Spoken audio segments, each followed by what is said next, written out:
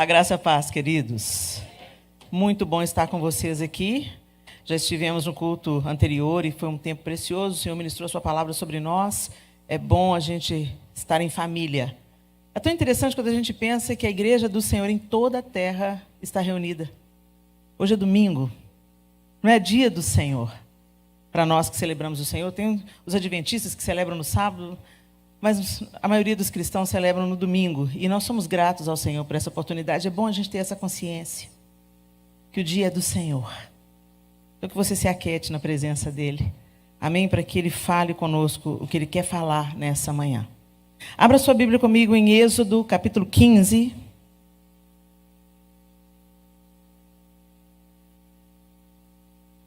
E nós vamos ler a partir do verso 22. Eu estou usando a nova versão transformadora. A NVT é a minha versão. Êxodo 15, a partir do verso 22, a palavra de Deus diz assim: Em seguida de quê? Quando você volta no início do capítulo, você vê a descrição do povo celebrando a travessia pelo Mar Vermelho. Então, eles tinham acabado de passar a pés enxutos pelo Mar Vermelho. Deus fendeu o mar. E eles entraram, passaram pelo mar e foram livres da fúria de Faraó. E eles entoaram um cântico ao Senhor. Então, é aquele momento que eles estão celebrando, porque Deus os tirou com mão poderosa do Egito.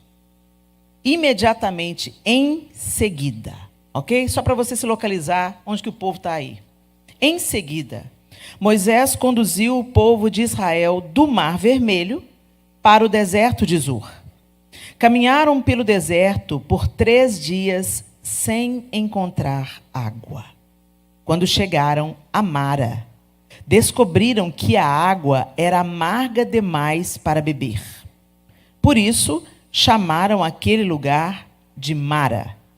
O povo começou a se queixar e se voltou contra Moisés. O que beberemos? Perguntavam. Então Moisés clamou ao Senhor e o Senhor lhe mostrou um pedaço de madeira. Moisés o jogou na água e ela se tornou boa para beber. Foi em Mara que o Senhor instituiu o seguinte decreto como norma para provar a fidelidade do povo. Ele disse: se ouvirem com atenção a voz do Senhor seu Deus e fizerem o que é certo aos olhos dele, obedecendo a seus mandamentos e cumprindo todos os seus decretos, não os farei sofrer nenhuma das doenças que enviei sobre o Egito, pois eu sou o Senhor que os cura. Depois que saíram de Mara, os israelitas viajaram até Elim, onde encontraram 12 fontes de água e 70 palmeiras, e acamparam ali, junto às águas. Senhor, essa é a tua palavra, e nós te pedimos que nessa manhã ela entre pelos nossos ouvidos, seja captada pela nossa mente, mas que ela entre pelo nosso coração. Que o teu Espírito Santo use a sua palavra para nos transformar a nossa maneira de pensar e gerar em nós um novo modo de agir através desse novo pensamento. Nos dê crescimento nessa manhã, Senhor. Ajuda-nos a caminhar na tua presença. Em nome de Jesus. Amém. Gente, é muito importante você entender o contexto. Quando o Senhor chama Abraão, na promessa que Deus faz a Abraão, que faria dele uma grande nação e tal, ele faz uma aliança com Abraão, e ele diz a Abraão claramente que o povo que iria descender dele seria levado ao Egito e seria escravizado por 400 anos. Olha que interessante. Deus já conta isso para Abraão. Abraão, Isaque, Jacó. Jacó era o neto de Abraão. Jacó, pai dos patriarcas, pai das tribos, pai de José. José é vendido pelos irmãos e vai parar no Egito. No Egito, ele se torna, depois da prisão, depois da perseguição, depois do poço, ele se torna o segundo homem em poder no Egito, ficando só abaixo de Faraó. E Deus dá um sonho para José, avisando que o povo iria passar fome. José, então, conta ao Faraó e eles começam a estocar parte do alimento que é produzido durante 7 anos, e após 7 anos a fome vem. E quando a fome vem, ela afeta toda aquela região. Não apenas o Egito, mas também Canaã, onde hoje é Israel. Então, quando acontece essa fome, os irmãos de José, aqueles que haviam jogado ele no poço, vêm para o Egito para comprar comida. Para resumir a história, depois você vai lá ler, se você não leu ainda, toda a família de Jacó, que agora já era Israel, vem para morar no Egito. Eles vieram para morar como escravos, gente? Não. Eles vieram para morar fugindo das fome, porque era a família de José. Então, quem vem é a família de José. Seus irmãos, seu pai, as esposas de seus irmãos, os filhos de seus irmãos. Vem toda a família de José. E eles habitam no Egito. Só que José governava e tudo era paz. Depois José morreu. Outro Faraó, que não conhecera José, subiu ao poder e a família de Jacó, a família de Israel, ia se multiplicando assustadoramente. Então, o povo de Israel, chamado também de os hebreus, se multiplicaram. Faraó temeu que aquele povo, sendo maior em número, conquistasse a terra, se levantasse contra eles. Então, ele começou a submeter esse povo.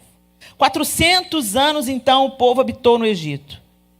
Então, você pensa comigo, por 400 anos, eles absorveram a cultura local. O Egito era um país que nada tinha a ver com as práticas que Deus havia revelado a Abraão, Isaque e Jacó. O Egito era um país idólatra, de muitos deuses, de práticas completamente diferentes dos hebreus. E esse povo cresceu ali, ouvindo, com certeza, pela tradição oral, quem foram os patriarcas, quem eram os filhos de Jacó. Eles foram ouvindo a história do Deus de Abraão. Mas, ao mesmo tempo que eles ouviam, com certeza pelos pais, pelos avós, pela tradição oral, o ensino de Abraão, a experiência de Abraão, Isaque e Jacó, eles também estavam no meio da idolatria do Egito, no meio dos costumes do Egito, no meio da perversão do Egito, que nada tinha a ver com aquilo que Deus ordenara. Então, Deus tinha acabado de tirar esse povo desse contexto. E enquanto Deus estava executando, mandando as pragas para o Egito, ele não estava apenas punindo, tentando convencer Faraó. Porque o texto bíblico diz que o próprio Deus endureceu o coração de Faraó. Mas não faz sentido, Helena. Se Deus manda Moisés libertar o povo, por que Deus endurece o coração de Faraó? Porque Deus não estava apenas libertando o seu povo, Deus estava executando juízo. Cada praga corresponde a uma divindade egípcia. E a última praga, punindo a divindade de Faraó, porque Faraó era visto pelo próprio povo como uma divindade. Então o anjo da morte mata o primogênito de Faraó. Então Deus estava executando o juízo. Tanto tempo aquele povo vivendo ali, multiplicado ali, com seus costumes ali, e não houve conversão do Egito. Não houve uma mudança de coração do Egito. O Egito não se voltou para um único Deus, o Deus de Abraão, Isaque e Jacó. O Egito continuou adorando os seus deuses. Gente, Deus, antes de executar juízo, ele sempre dá uma oportunidade para que as pessoas se convertam a ele. Ele sempre faz a mensagem chegar de alguma maneira. Ele nunca executa juízo simplesmente do nada. Quando você vai lendo a história bíblica, você vai vendo, Deus manda o profeta e depois ele manda o juízo. E esse povo ficou ali 400 anos. Vocês acham que os egípcios não ouviram aquilo que eles criam? Não ouviram a história de Abraão, de Isaque e de Jacó, de como Deus tinha se apresentado a eles?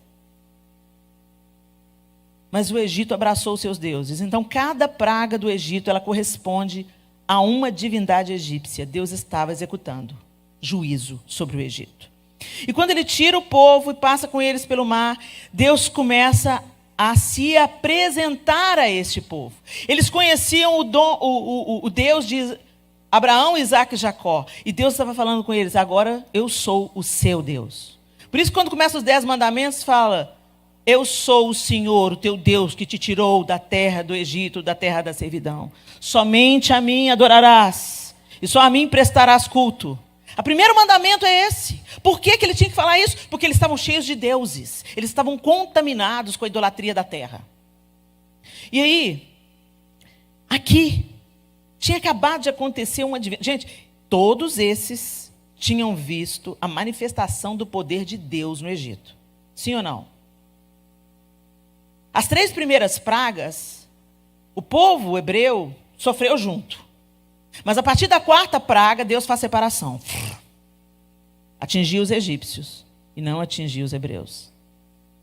E eles viram com seus olhos o poder de Deus. Sobretudo, a última praga, que foi o anjo da morte. Eles escaparam da morte pelo sangue aspergido na porta, o que já era a indicação do que o próprio Deus faria para a nossa remissão de pecados. O Antigo Testamento é a promessa, a profecia para o Novo. Toda a Bíblia é a Escritura Sagrada. Essa história de que você está ouvindo por aí, que só o Antigo... Nós estamos na Nova Aliança, sim. Mas o Antigo Testamento não foi invalidado. O próprio Jesus disse: eu não vim revogar a lei, mas vim cumpri-la. Então, cuidado com essas pessoas que falam que o Antigo Testamento não vale mais. Toda a Escritura. Quando Jesus falava das Escrituras, citava as Escrituras, errais não conhecendo as Escrituras, quando ele se mostra no caminho de Emaús, e falando as Escrituras, expondo-lhes as Escrituras, ele está falando do Antigo Testamento. O próprio Jesus está expondo o Antigo Testamento. Não dá para falar que o Antigo Testamento não é palavra de Deus, tá, gente? Só para abrir um parênteses aí, dá atenção, porque tem tanta heresia rolando aí, para você se precaver. Toda a palavra de Deus. Sim, nós estamos vivendo uma nova aliança. Nós não somos salvos mais pelas nossas obras, pelo nosso bom comportamento. Somos salvos pela graça, mediante a fé. Entretanto, a lei é o aio da santificação. Nós não podemos viver uma vida santa pelos nossos próprios esforços, mas se temos o Espírito de Deus em nós, o mesmo Espírito que levantou Jesus dentre os mortos, nós podemos viver uma vida em santidade. Então tem muito crente picareta falando assim: não, é pela graça, não é nada que eu faço, e vive essa vida vagabunda. Deixa eu te falar, meu irmão, sede santos, porque o Senhor é santo. E sem santidade ninguém verá a Deus. Ok? Deus não compactua com as obras das trevas. O pecado na nossa vida é uma realidade, mas ele é um acidente de percurso, é por causa da nossa natureza, mas o Espírito de Deus habita em nós para nos empoderar, para nos capacitar a vencer o pecado e não andarmos como escravos do pecado como um dia fomos. Ok? Eles acabaram de ver a grande manifestação do Senhor. Uau! E uma maior de todas, o mar abriu. Gente, quando a gente pensa nisso, o mar fendendo para o povo passar junto. Quando eles chegam do outro lado, eles são tomados de alegria. Quando eles veem Faraó vindo atrás, eles começaram a temer, o mar fecha. Mais um livramento de Deus. E eles foram tomados de gratidão, de alegria. E eles começaram a cantar e a celebrar a vitória, o escape, a bênção, a libertação. Todos eles estavam ricos. Por quê? Porque o Egito foi despojado, as pessoas davam para eles ouro. De onde vocês acham que eles tiraram o ouro que eles fizeram o tabernáculo? Eles despojaram o Egito. O povo dava para eles riqueza. Vai embora, vai, some daqui. Some, a gente não quer ver a cara de você, vai, toma. O próprio Senhor disse que eles sairiam ricos. Eles saíram do Egito para caminhar no deserto, mas eles tinham ouro, eles tinham pedras preciosas. Eles estavam ricos e livres. Aí Deus, 3 dias sem água. Maior riqueza mesmo é água, né, gente? Você está correndo atrás do ouro? Você vive sem o ouro, mas você não vive sem água. Você acha que caro é a sua hora? Gente, caro é ter ar para respirar. Como a gente perde os valores, né? Eu nunca vi ninguém no leito de morte lamentando, ou tendo saudade da bolsa de marca. Ai, que saudade da minha Louis Vuitton. Traz para mim a minha Louis Vuitton. Não. Eles têm saudade de quê? De ir no banheiro sozinho? Fica atribulado. Muito bem, gente. Eles estavam sem água. Sem água. E quantos dias, gente? 40? 10? Precisou de muito tempo? Eles tinham acabado de ver a glória de Deus manifesta. O que eles começaram a fazer? Reclamar. Se voltaram contra Moisés. Como assim, Moisés? Que a gente não tem água? Como que a gente não tem água? E aí, beleza, chegou numa fonte. Ah, tem uma fonte, achou uma fonte. A água era amarga. Gente, o povo ficou furioso. Então Moisés clamou ao Senhor.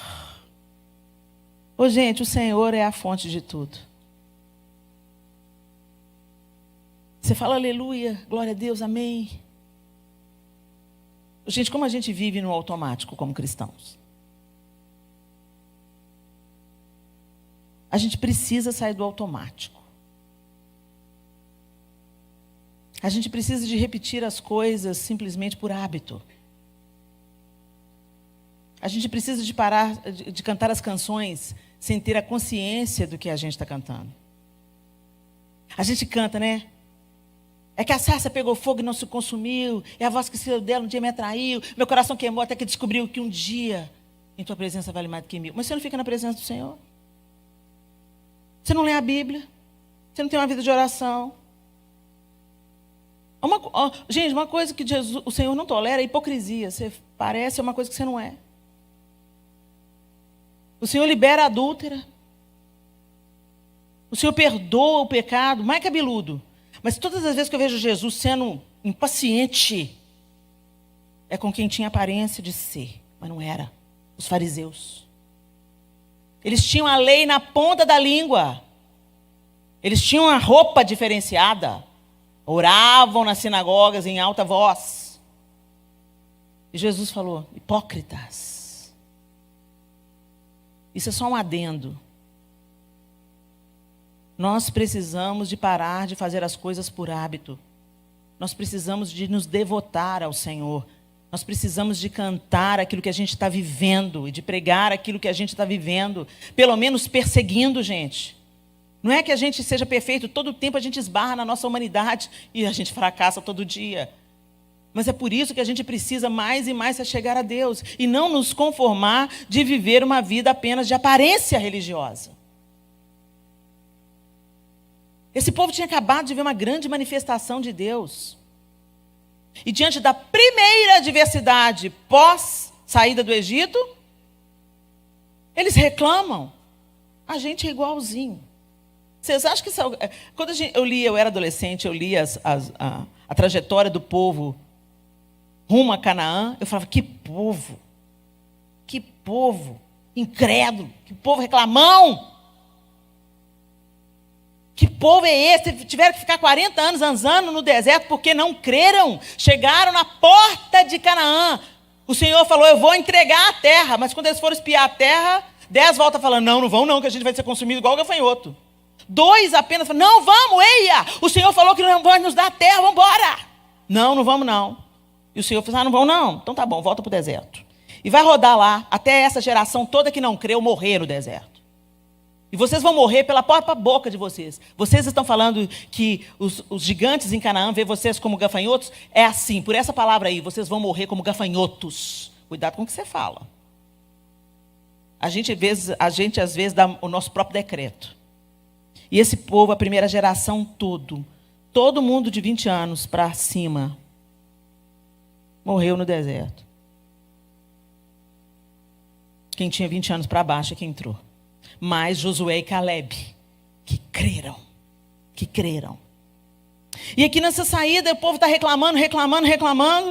Moisés busca ao Senhor. Moisés sabe que é o Senhor que está conduzindo, que do Senhor é a fonte, o Senhor é a vida, o Senhor é a resposta. E ele busca nele, no conhecimento dele, na estratégia dele, no conhecimento que ele teve quando ele morou na casa de Faraó por 40 anos. Não. Ele buscou ao Senhor. Gente, a gente busca solução em todo lugar. O Senhor é a última opção. Está faltando dinheiro, a gente quer resolver com as nossas próprias forças. Está com um casamento difícil, a gente quer resolver com as nossas próprias forças. Nós somos orgulhosos demais, autossuficientes demais, independentes demais. E isso nos mata. Quanto mais a gente se achega ao Senhor e depende do Senhor, mais nós vamos experimentar do seu amor, da sua proteção, do seu sustento e do seu aprendizado. Enquanto o Senhor permite que a gente passe por momentos difíceis, Ele também nos corrige, nos disciplina, nos aperfeiçoa. Nada será desperdiçado. Mas quando a água é amarga, o Senhor é a resposta. E Moisés se volta para o Senhor, a água é amarga, Senhor. Estamos todo mundo com sede, quando chegamos a água é amarga. E o Senhor instrui que ele lance. Algumas traduções dizem que é um arbusto, outras traduções dizem que é uma árvore, e aqui nesse texto está dizendo que é uma madeira, né? Um pedaço de madeira. E imediatamente a água se tornou boa para beber. Eu gosto dessa tradução que fala que era uma madeira, porque me lembra o madeiro.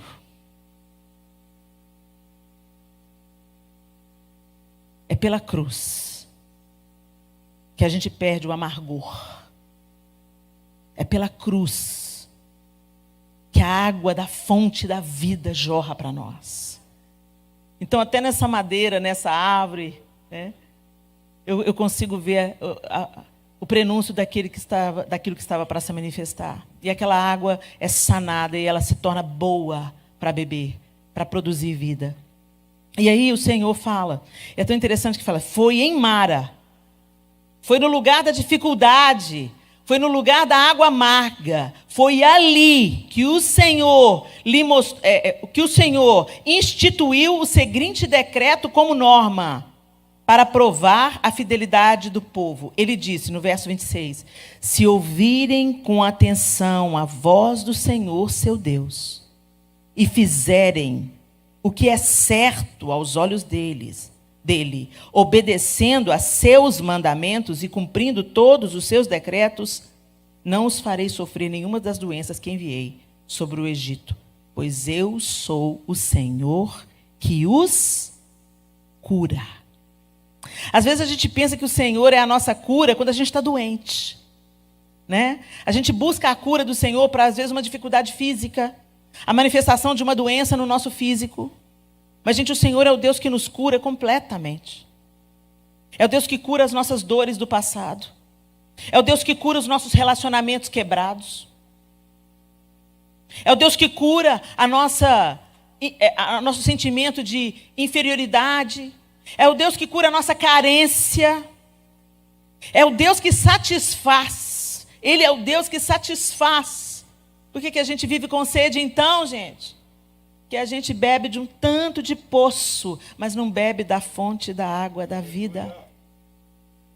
Quando ele fala, se vocês obedecerem aos meus mandamentos, gente, todos os mandamentos e estatutos de Deus, ordenanças de Deus, tanto no Antigo Testamento quanto no Novo Testamento, nós que nos beneficiamos dela. Elas produzem vida em nós. Deus não é mais santo se eu viver uma vida de santidade. Ele está estabelecido. Quando eu escolho o caminho da obediência, da santidade, eu me beneficio, eu desfruto dessa vida. Eu vivo essa vida abundante. A obediência não é um fardo, é uma alegria, porque eu percebo que amar a Deus não é falar que eu amo, mas obedecê-lo, e a vida dele flui para mim. No culto anterior a gente falou sobre isso, em João 15. Ele é a videira, nós somos os ramos. Se vocês estiverem em mim e eu estiver em vocês, vocês darão muito fruto. Mas para eu estar em Jesus, eu tenho que viver em obediência, em concordância com Ele. Eu não posso ser um ramo pendurado na videira. Se eu estou enxertado na videira, a vida da videira é a minha vida. O que move a videira me move. Eu vivo como Jesus viveria. Gente, isso que é ser cristão. Não é frequentar uma comunidade de fé toda semana, não. Frequentar uma comunidade de fé durante o fim de semana faz parte da celebração de ser cristão os outros 6 dias da semana. Mas muita gente vem para a igreja apenas para desfrutar da igreja e não para ser igreja. Você está aqui, meu irmão, na Canaã, para ser parte dessa família, para ser parte desse corpo. E uma família não é um pai e uma mãe arrastando um bando de filho parasita, que não sabe lavar uma louça, que não sabe tirar o prato da mesa e pôr na cozinha. Para uma família dar certo, todo mundo tem que cooperar. Todo mundo tem que participar. É um corpo. É uma... Se não tem... Onde tem um folgado, tem sempre um sobrecarregado. E Deus não nos chamou para ser família nesse modelo, não, gente. Deus deu o seu próprio filho. Jesus deu a sua própria vida. E você está aí só no receba. Só quer receber, Jesus. Não. Não, gente. O sentido principal do cristianismo é dar. Dar o seu tempo. Dar a sua vida. Servir com o seu dom, com o seu talento.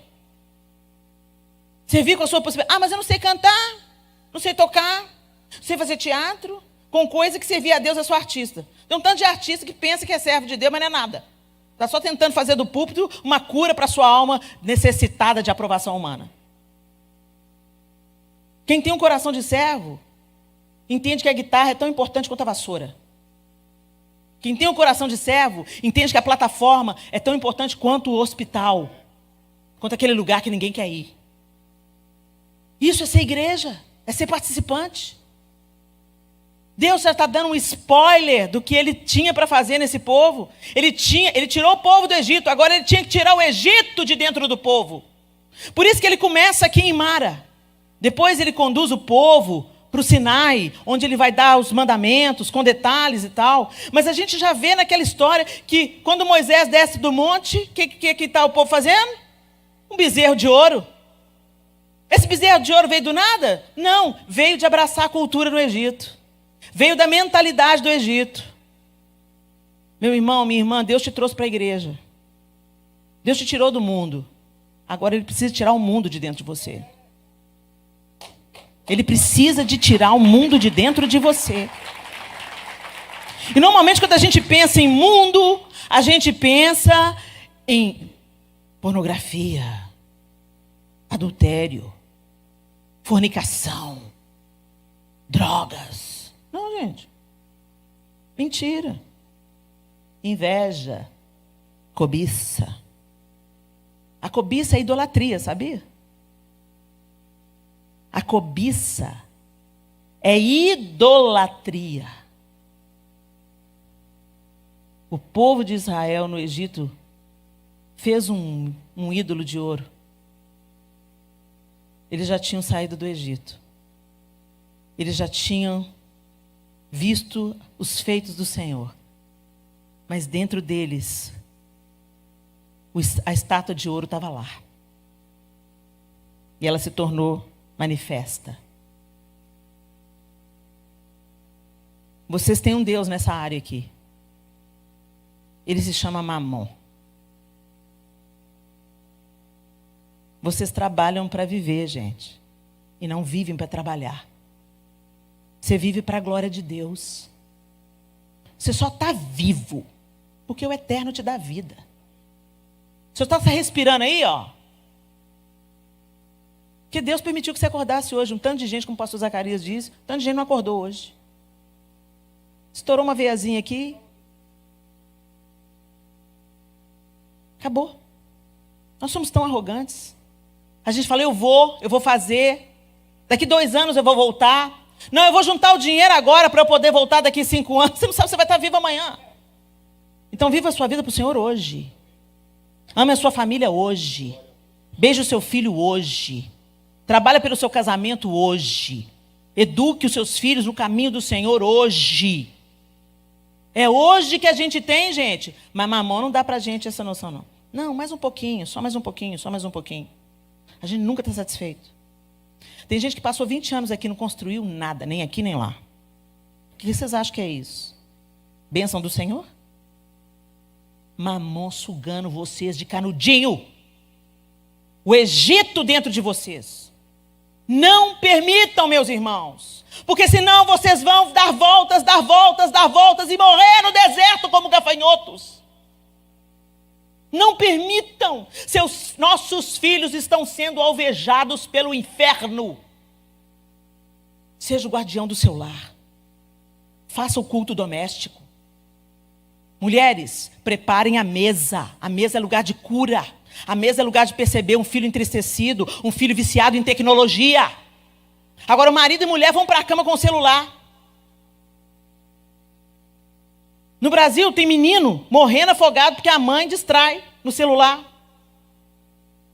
Essa semana que passou, ou a outra, uma menina de 11 anos, porque os avós tomaram o celular, trancou eles dentro do quarto, pôs fogo no sofá e foi andar de bicicleta. Eles tiveram que pular do 3º andar com a ajuda dos vizinhos que amorteceram a queda com colchões. Porque essa geração está viciada em tecnologia. Ah, essa geração é terrível. Está falando de quem? O sujo falando mal lavado? Você não olha para sua mulher, fica no celular. Você não cuida bem da casa, porque fica no celular.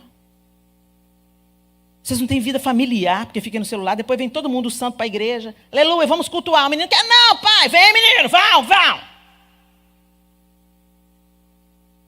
O menino vem pensando assim, na primeira oportunidade, eu vou chutar o balde.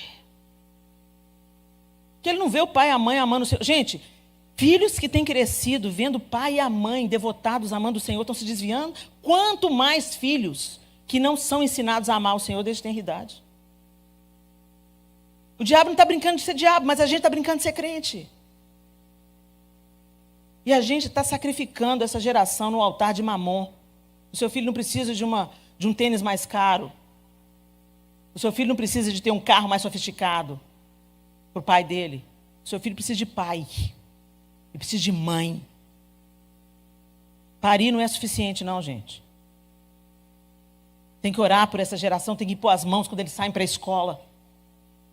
Tem que se achegar a Deus e observar os estatutos do Senhor e implantar esse amor, se devotar a Deus e implantar isso pelos filhos, principalmente pelo exemplo, mais do que pela fala. A gente fala na cabeça dos nossos filhos e a gente não pratica absolutamente nada. E eles estão mais de olho na nossa atitude do que nas nossas palavras.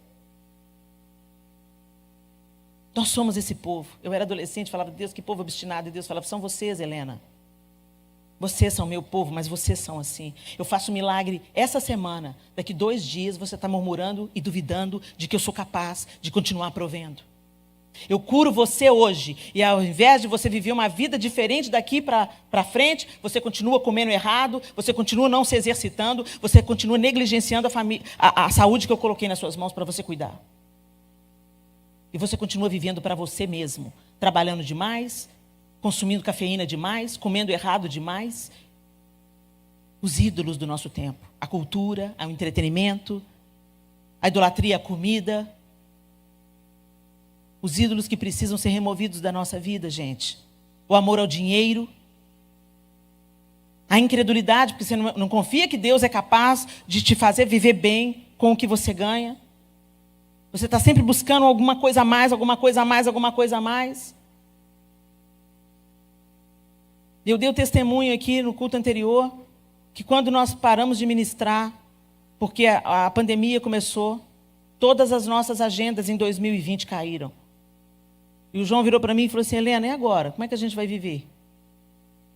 Porque nós não ministramos para ganhar dinheiro, mas todo o nosso sustento vem através da igreja voluntária.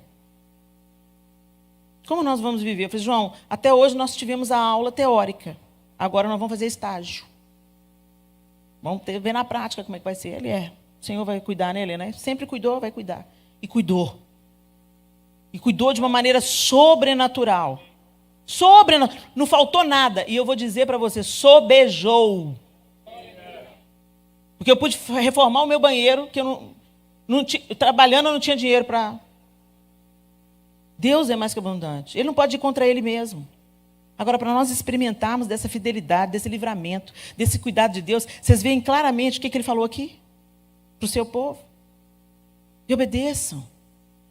Vivam segundo os meus preceitos, os meus conselhos, a minha admoestação. Santifiquem-se. E eu vou cuidar de vocês. O que atinge a maioria não vai atingir vocês.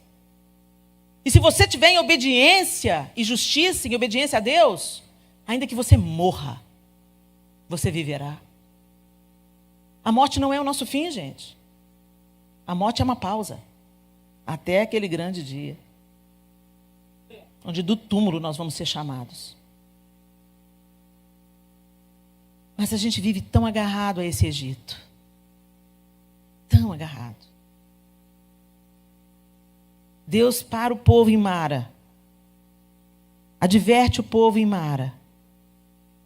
Se ouvirem com atenção a voz do Senhor seu Deus, e fizerem o que é certo aos olhos dele, obedecendo a seus mandamentos e cumprindo todos os seus decretos, não os farei sofrer nenhuma das doenças que enviei sobre o Egito, pois eu sou o Senhor que os cura. E o 27 diz assim: depois que saíram de Mara, os israelitas viajaram até Elim. Um oásis, gente. Um oásis. Onde encontraram 12 fontes de água. Estava em falta. Deus os conduziu através de Mara e os levou a Elim, onde tinha 12 fontes de água e 70 palmeiras. E acamparam ali, junto às águas. O Senhor é meu pastor, nada me faltará. Aí você pode pensar assim, mas já me faltou, Helena. Já me faltou. Já me faltou emprego. Já me faltou comida. Já me faltou alegria. Mas o Senhor não falta. Nós nos distanciamos dele. Mas ele não falta. E se você pensar bem, ele é a única coisa que você não pode perder. Você pode perder tantas coisas. Você pode perder o emprego. Você pode perder a saúde. Você pode perder a alegria por um tempo. Mas ele é a única fonte. Ele é o único que pode restituir, que pode cuidar, que pode prover. A vida vem dele. Nós só estamos vivos por causa dele. Tem pessoas, gente, que moram na rua. Elas não têm nada. A roupa do corpo elas têm. Às vezes um colchão. Mas a vida está nelas. E onde a vida, a chance de recomeço. Onde a vida, a esperança. Onde a vida, o Senhor pode mudar a história. Mas quando acaba a vida, não se pode fazer mais nada, a não ser aguardar o julgamento. Vocês entendem que a única coisa que não nos pode faltar de verdade é o Senhor? Porque é Ele que dá a vida. As feministas se gabam, meu corpo, minhas regras. Mesmo? Você consegue manter o seu cérebro funcionando? É você que determina os batimentos do seu coração? Como nós somos arrogantes, gente. A gente não é dono de nada. Um dia sua vida está jóia, está boa. No outro dia você descobre um diagnóstico. E aí tudo passa por uma reavaliação. E graças a Deus quando vem o diagnóstico. Porque é um processo. E pode resultar em vida, em fruto, em flor, em abundância, em inauguração de uma nova época. E quem faz isso é Deus. Tem gente que não tem essa chance. Uma amiga da minha filha, Sofia, tem 21 anos. quando ela tinha 18. Uma amiga muito querida dela. Acordou de manhã, como fazia todos os dias, e a mãe estava caída na sala. A mãe jovem, saudável. Ela pensou que a mãe tinha desmaiado. Quando ela virou a mãe estava cinza. Ela chamou o SAMU. A mãe estava morta.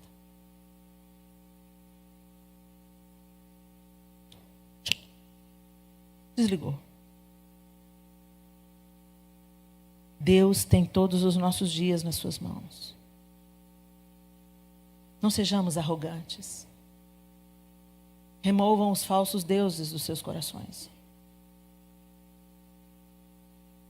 Não se utilize da igreja, seja a igreja. Não seja apenas parideira, seja mãe. Não seja apenas o provedor, seja pai. Não seja apenas o frequentador de um grupo social, seja irmão. Cuidem uns dos outros. Pessoas são mais importantes do que coisas. E nós precisamos de ser lembrados disso, meus irmãos, todos os dias. O Senhor tem Elim para nós. Graças a Deus, Ele permite os vales, Ele permite as lutas, mas Ele também amorosamente nos leva a pastos verdejantes. Ele também provê o refrigério. Ele também provê palmeiras, né? Sombra, descanso. Eles acamparam em Elim. Eles ficaram ali não sei quanto tempo. Mas eles acamparam. Não foi uma passagem. Mara, o caminho pós Mara abrir, Mara, pouco tempo, um lugar de passagem. Mas em Elim, o lugar da paz, o lugar da abundância, o lugar das águas, o refrigério, acamparam. E a gente acampa para quê? Para se acomodar? Não. Acampa para recuperar forças. Para contemplar Deus. Para estar forte para o próximo trecho desértico. E isso só vai acabar quando estivermos com o Senhor. Mas que até lá, meus irmãos, a gente siga se descolando cada vez mais dos ídolos do Egito. Não abrace a cultura vigente. É muito mais sutil, gente. Não é só não celebrar o Halloween, não. Não celebrar o Halloween e oferecer uma outra oportunidade. Pastores, parabéns por essa iniciativa. Que grande bênção. Oferecer para as nossas crianças um refúgio. É mais do que isso. É não ser moldada pelo pensamento hollywoodiano de felicidade. É não ser conduzidas pelas grandes marcas, que tem pessoas com vidas devastadas que as nomeiam. Pessoas que são inimigos de Deus que as nomeiam. Pessoas que praticam toda sorte de impiedade contra Deus. Nomeiam as grandes marcas que a gente quer exibir. Em bolsas, sapatos e roupas. É mais sutil. Estou dizendo para você ser um estranho eremita. Estou dizendo para você ter discernimento. Onde você coloca o seu dinheiro? Não financie as trevas. Não abrace a cultura vigente. Não seja governado por Mamon. Deixe o Egito para trás. Deus já te tirou de lá. Tantas vezes esse povo disse: a gente quer voltar para o Egito, porque lá tinha cebola e alho. Estava comendo pão que cai do céu, mas estava saudade de cebola e alho. Essa geração morreu no deserto. Isso tem que nos ensinar alguma coisa, pessoal. Isso não está só para encher página. Isso está para nos mostrar o padrão de pensamento do Deus a quem servimos. Como Ele age, como Ele é. Um Deus justo, santo e perfeito, que não tolera conviver com a impiedade. Então que a gente revisite o nosso coração. as motivações que têm nos empurrado. E entenda, às vezes Deus tem um novo lugar para te levar, de refrigério, de bênção, mas Ele precisa de pôr o seu coração à prova em Mara, nas águas amargas, para tirar o Egito de dentro de você. Feche os seus olhos.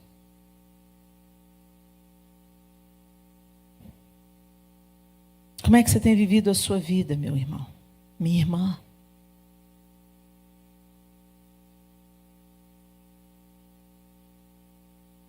Às vezes nós prestamos tanta atenção nos pecados que são óbvios. Mas não são montanhas que nos derrubam. São pedras pequenas. Aquelas nas quais tropeçamos são pequenas. Mais perto. Chega mais perto. Só o Senhor tem palavras de vida eterna. Por que a gente está procurando em outros lugares? Os discípulos disseram: para onde iremos nós, Senhor? Só Tu tens as palavras de vida eterna. Mas nós estamos buscando. Pastora Micheline Farias, ela é psicóloga, pastora, minha amiga querida. Eu prefaciei esse livro, O Seu Próprio Tapete Vermelho, que fala justamente da gente perceber que muitos tapetes vermelhos que a vida coloca para nós vêm em forma de adversidade. Deus não desperdiça nada, meus irmãos. E Ele sempre visa o nosso aperfeiçoamento.